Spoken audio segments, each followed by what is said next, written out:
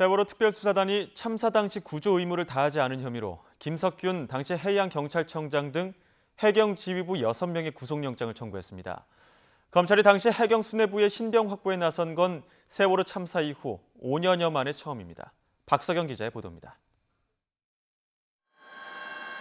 참사 당일 오전 9시 반쯤 세월호가 물밑으로 가라앉기 전 해경 경비정은 이미 현장에 있었습니다.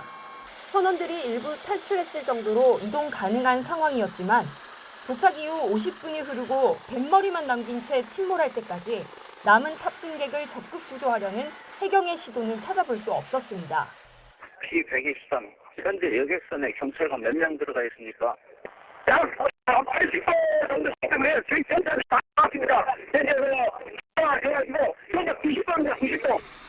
이후 책임론이 거세게 나왔지만 해경 지휘부 가운데 처벌을 받은 건 당시 현장 지휘관이었던 해경 123 정장뿐이었습니다.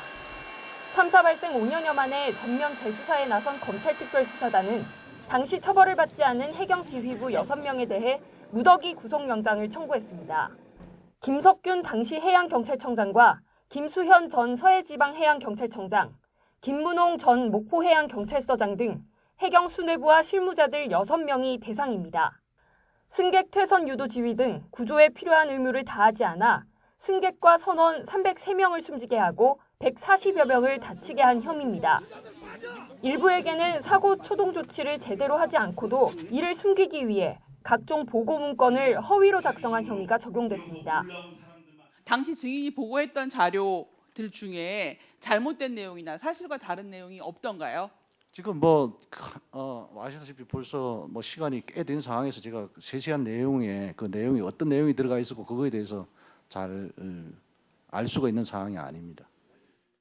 앞서 특수단은 해경과 감사원 압수수색 자료를 분석하고 복역 중인 이준석 세월호 선장 등 관계자 100여 명을 불러 조사했습니다.